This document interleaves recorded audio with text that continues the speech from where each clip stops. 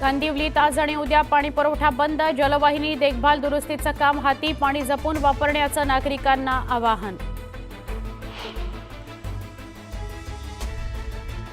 राज्यात यंदा मलेरिया डेंग्यूचं संकट गडद, रुग्ण वाढण्याची भीती, 3 वर्षात 60,000हून अधिक रुग्ण.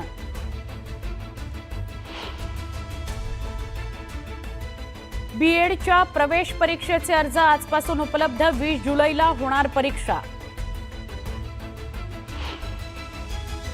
सीए परीक्षेचं वेळापत्रक जाहीर, 3 ते 22 सप्टेंबर दरम्यान होणार परीक्षा, 18 जुलैपर्यंत करता येणार अर्ज.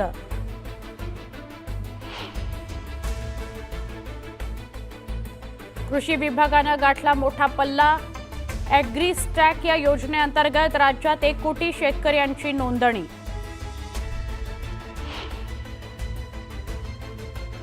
भारतीय डाक विभागानं आता पत्ता शोधणारी डिजिपिन ही नवीन प्रणाली जारी केली, कोणत्याही ठिकाणचा पत्ता अचूकपणे मिळणार.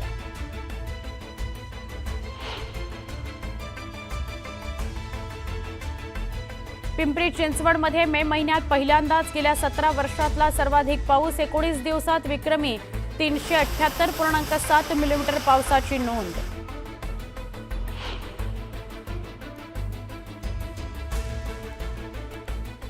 रायगड किल्ल्याच्या बांधकामाबद्दल पहिल्यांदाच महत्त्वाचा पुरावा, पुरातत्व विभागाच्या उत्खनन कार्यक्रमादरम्यान खगोलशास्त्रीय उपकरण यंत्रराज सापडलं.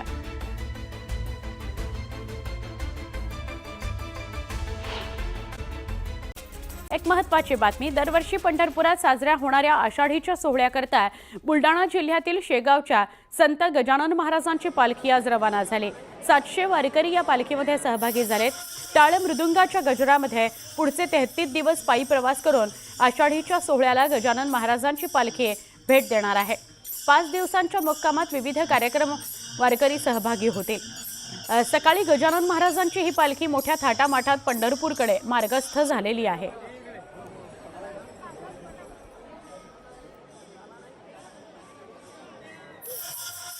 बुलढाणा जिल्ह्याच्या शेगावीमधून गजानन महाराजांची पालखी जी आहे ते पंढरपूरसाठी आता रवाना झालेली आहे. तब्बल 2 महिन्याचा हा संपूर्ण प्रवास आहे आणि आपण देखील या ठिकाणी बघू शकता की हे सकाळपासूनच गजानन महाराजांचे 700 भक्त त्याचबरोबर वारकरी घेऊन गजाननाची पालखी पंढरपूरसाठी रवाना झालेली आहे.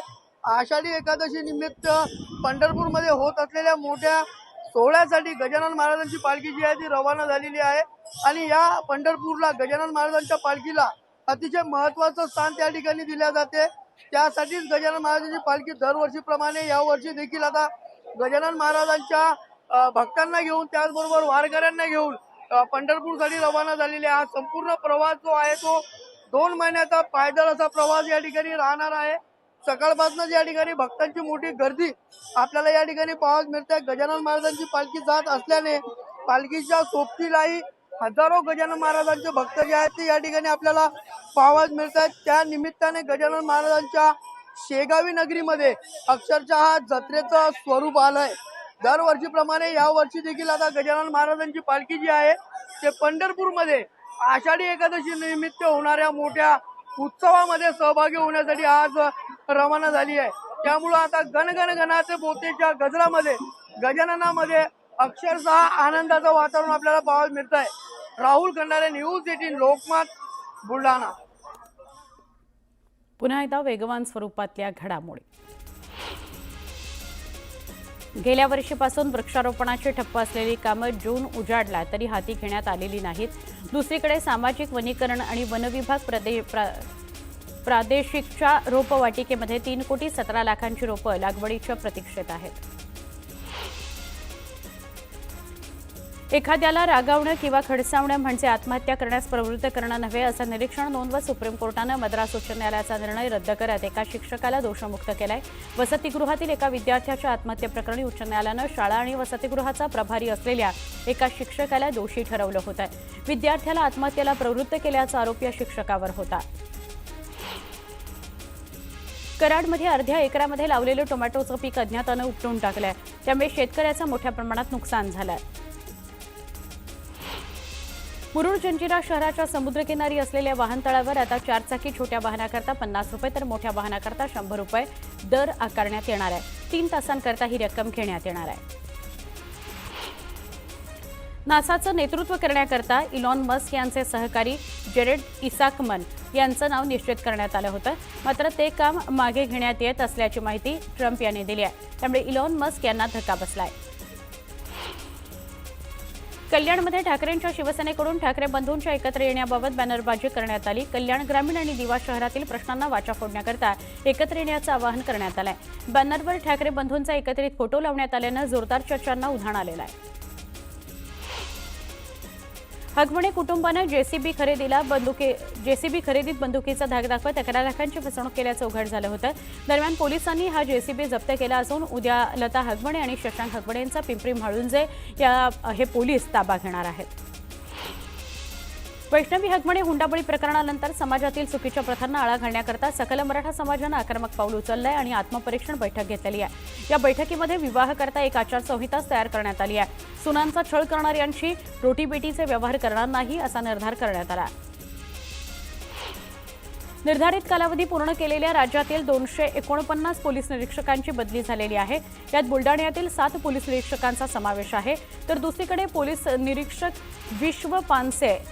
विश्व पानसरे यांची मुदती आधीच बदली करण्यात आली आहे. त्यामुळे त्यांनी कॅट न्यायालयामध्ये धाव घेतली आणि शासनाच्या आदेशावर स्थगिती मिळवली आहे. सोलापुरातील रे नगर आणि साने गृह प्रकल्पातील लाभार्थ्यांना 17 कोटींचा करमाफ करण्यात आलाय. कुंभारीच्या माळरानावर वसलेल्या रे नगर आणि मीनाताई साने गृह प्रकल्पातील लाभार्थ्यांना राज्य सरकारनं मोठा दिलासा दिला आहे. बीडच्या अंबेजोगाई इथल्या सेवानिवृत्त शिक्षिकेला मनी लॉन्ड्रिंग आणि अतिरेक्यांना फंडिंग केल्याचं सांगत चौकशीला सहकार्य करा असं म्हणत व्हॉट्सअॅप कॉलवरून तब्बल 83 लाख रुपये हडपल्याचा प्रकार अंबेजोगाईत घडलाय. विश्वास नांगरे पाटील यांचं नाव घेत भामट्यानं फसवणूक केली. कर्जतचे शिवसेनेचे आमदार महेंद्र थोरवे यांचा निकटवर्तीय अमर मिसाळला अखेर बेड्या ठोकण्यात आल्यात. उरणमधील सरकारी जमीन हडप करून परस्पर विकली असल्याप्रकरणी त्याच्यावर गुन्हा दाखल झाल्यानंतर तो 7 महिन्यांपासून फरार होता. भिवंडी शहरातील एका मोबाईल ॲक्सेसरीज विक्री करणाऱ्या व्यवसायाला 70 लाखांचं कर्ज मिळवून देतो असं सांगत त्याच्या नावे विविध कंपन्यांकडून तब्बल 6 कोटी रुपयांचं कर्ज घेतलंय. या 24 जणांच्या टोळीचा मुख्य सूत्रधाराला भिवंडी तालुका पोलिसांनी अखेर अटक केली आहे. पुण्यातल्या स्वच्छता पथकानं बुलडाणा जिल्ह्यातील 5 बस स्थानकांच्या स्वच्छतेची पाहणी केली. 4 जणांच्या पथकानं स्वच्छता तपासणी करून गुण दिले. दरम्यान एका वर्षात 3 वेळा बस स्थानकांची स्वच्छता पाहणी करण्यात येणार असल्याचं पथकानं सांगितलं. अरुणाचल प्रदेशातील अंजाव या जिल्ह्यामध्ये असलेल्या पुरामध्ये तरुण अडकला होता. वाहणारी नदी ओलांडताना लाटांचा सामना करून त्यानं स्वतःचा जीव धोक्यात घालून पूल ओलांडला. त्याची दृश्य आपण समोर बघू शकतो. सिक्कीममधील मंगन इथं नद्या वाहत असल्यानं नदीच्या जोरदार प्रवाहामुळे पुलाचं खूप मोठ्या प्रमाणात नुकसान झालं. पुलाची परिस्थिती पाहून प्रशासनानं पूल बंद करण्याचा निर्णय घेतला. मिझोराममधील लॉंगचलाई इथं मुसळधार पावसामुळे इमारत कोसळली. अपघातास्थळी मदत आणि बचाव कार्य सुरू आहे. आसाममधील लखीमपूरमध्ये पूरसदृश्य परिस्थिती निर्माण झाली आहे. आलेल्या पुरामुळे तिथल्या गावांचं रूपांतर बेटात झालं. त्यामुळे तिथल्या लोकांनी आपली घरं सोडायला त्यांना भाग पडलेला आहे. आसाममध्ये ब्रह्मपुत्रा नदी धोक्याच्या पातळी ओलांडताना दिसते. तिथल्या सखल भागात पाणी शिरलंय. जनजीवन विस्कळीत झालंय. ब्रह्मपुत्रा नदीच्या उग्र स्वरूपामुळे लोकांमध्ये भीती आहे. आसाममधील श्रीभूमीमध्ये पडणाऱ्या मुसळधार पावसामुळे रस्ते पाण्याखाली गेले. रस्त्यांवर पाणी साचल्यानं लोकांना घराबाहेर पडणं कठीण झालेलं होतं. त्रिपुरातील अगरतळा इथं पडणाऱ्या मुसळधार पावसामुळे सखल भागात पाणी साचलंय. पूरपरिस्थितीमुळे लोकांनी तिथल्या उंच घरांमध्ये आणि शाळांमध्ये आश्रय घेतलेला आहे. मणिपूरच्या इम्फाळमध्ये पडणाऱ्या मुसळधार पावसामुळे पूरपरिस्थिती निर्माण झाली आहे. पावसामुळे रस्ते पाण्याखाली गेले. तिथलं प्रशासन बोटींद्वारे लोकांना सुरक्षित ठिकाणी हलवतं. मणिपूरची राजधानी असलेल्या इम्फाळमध्ये पावसामुळे हाहाकार माजलेला आहे. सगळ्या रस्त्यांवर पाणी साचलेलं आहे. तर अनेक नागरिकांच्या घरात पाणी शिरलंय. त्यामुळे नागरिकांचं स्थलांतर करण्यात आलंय. दिल्लीहून श्रीनगरला जाणारे इंडिगोचं विमान खराब झाल्यामुळे टर्ब्युलन्समध्ये ते अडकलं आहे. विमानाला जोरदार झटके बसू लागल्यामुळे प्रवाशांमध्ये भीती निर्माण झाली होती. पायलटनं श्रीनगरच्या एअर ट्रॅफिक कंट्रोलला माहिती दिली आणि विमानाचं आपत्कालीन लँडिंग करण्यात आलं. ज्यांनी ऑपरेशन सिंदूरवर सवाल उपस्थित केले त्यांना जनता 2034मध्ये उत्तर देईल असं म्हणत गृहमंत्री अमित शहा यांनी पश्चिम बंगालच्या मुख्यमंत्री ममता बॅनर्जी यांच्यावर टीका केली. पंजाबमधील अमृतसरमध्ये बीएसएफनं 4 ड्रोन जप्त केले. या ड्रोनसोबत बीएसएफनं ड्रग्ज देखील जप्त केले. विशिष्ट गुप्तचर माहिती आणि नियमित देखरेखीच्या कर्तव्यांवर आधारित शोध मोहिमेदरम्यान हे ड्रोन जप्त करण्यात आले.